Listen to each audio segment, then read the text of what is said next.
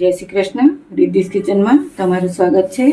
આજે આપણે શ્રાવણમાં ફરાળી થાય એવું સિંગના લાડુ બનાવીશું. એના માટે આપણે એક કટોરી સિંગ લીધી છે અને આ ગોળ છે. આ સિંગને આપણે આ કઢાઈ મૂકી છે, એની અંદર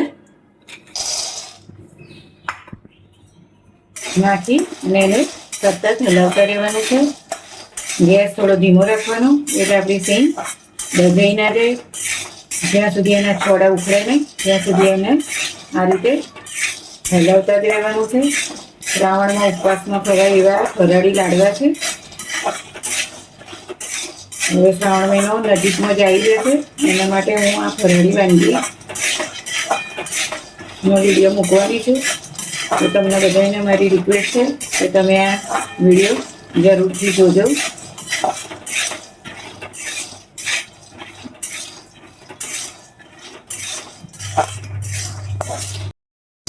હવે આપણા આ સિંગદાણા શેકાઈ ગયા છે.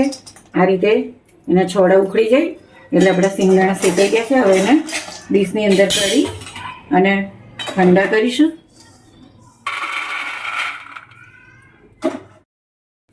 આ સિંગદાણા આપણે હવે શેકાઈને એને છોડા કાઢી લીધા છે આ રીતે. પછી આપણી જોડે આ ચીલી કટર છે, એની અંદર આપણે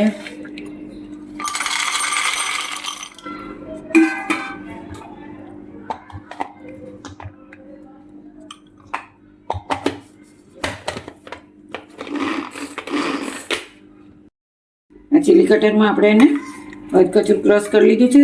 મિક્સીમાં ક્રશ કરીએ તો બહુ ઝીણું થઈ જાય એટલે આ ક્રન્ચી ટેસ્ટ આવે, એના માટે આપણે આ ચીલી કટરમાં ક્રશ કર્યું છે. હવે એને આપણે એક પ્લેટમાં લઈ લઈશું.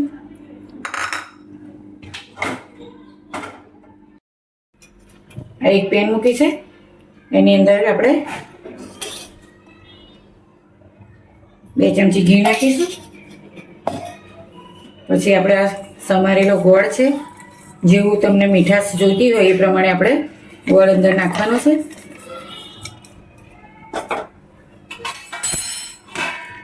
ગેસ ધીમો રાખવાનો છે. નોનસ્ટિક પેનમાં જ તમારે આ પાયો કરવાનો એટલે ચોંટી ના જાય. આ રીતે એને સતત હલાવતું રહેવાનું છે એટલે ગોળ પીગળવા માંડશે. આ લાડવા બહુ જ પૌષ્ટિક છે. કોઈ પણ ટાઈમે તમે આ લાડુ ખાઈ શકો છો. નાના બાળકો મોટા બધા જ એને ખાઈ શકે છે. ઉપવાસમાં આપણે એના શરીરને ખાવાથી સ્ફૂર્તિ મળે છે. હવે આપણો ગોળ ધીમે ધીમે મેલ્ટ થવા માંડ્યો છે. બરોબર પીગળવા ત્યાં સુધી એને હલાવતા જ રહેવાનું છે. ગોળનો પાયો થઈ ગયો છે, ઉપર ઝીણા ઝીણા બબલ્સ આવી ગયા છે.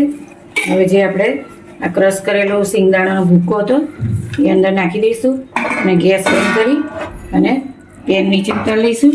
પછી એને એક સરખું જ ફેરવવાનું છે એટલે બધો ગોળ અંદર મિક્સ થઈ જાય.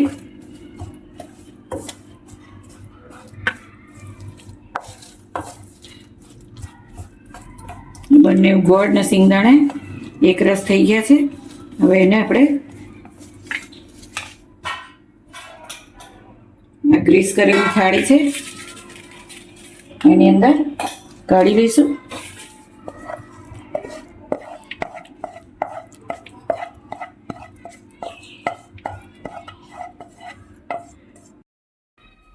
આ રીતે એક મોલ્ડમાં ભરી અને પછી અંદર મૂકવાનું છે. ફરી એને થોડા ઠંડા થાય એટલે આપણે ગોળ શેપ આપી દઈશું.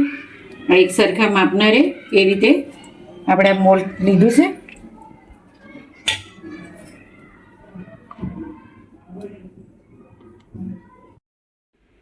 આ અમારા સિંગદાણાના લાડુ તૈયાર છે. આ શ્રાવણની રેસીપી છે ફરાળી.